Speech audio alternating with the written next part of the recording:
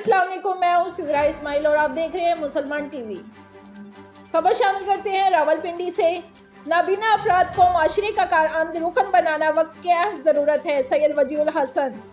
خصوصی افراد کے لیے 76 سالوں میں سرکاری سطح پر کوئی قابل ذکر کام نہیں ہوا: محمد نبیل ستی۔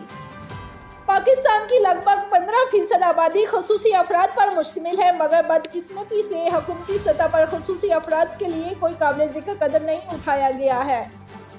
روزانہ اجرت پر کام کرنے والے خصوصی افراد پر سرکاری محکموں میں ظلم کی انتہا یہ ہے کہ 6 ماہ اجرت ہی نہیں ملتی، اور جو اجرت ملتی بھی ہے تو وہ اونٹ کے منہ میں رائی کے دانے کے برابر ہوتی ہے۔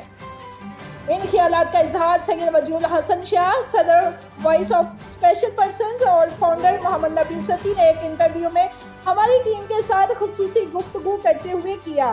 ان کا کہنا تھا کہ حکومت پاکستان کو چاہیے کہ وہ قومی اور صوبائی اسمبلیوں میں خصوصی افراد کے لیے کم از کم ایک سیٹ کا کوٹا مختص کرے تاکہ خصوصی افراد کی ترجمانی ہو سکے، کیونکہ خصوصی افراد کو معاشرے کا کارآمد رکن بنانا وقت کی اہم ضرورت ہے۔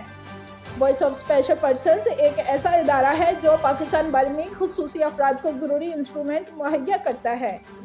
ایک سوال کے جواب میں نبیل ستی نے کہا کہ ہمارے ادارے کو گورنمنٹ کی طرف سے کسی بھی قسم کی مالی معاونت نہیں ملتی، تاہم مخیر حضرات اور ہمارا حلقہ احباب اس کار خیر کو بروئے کار لانے میں ہمارے دستوں بازو ہیں۔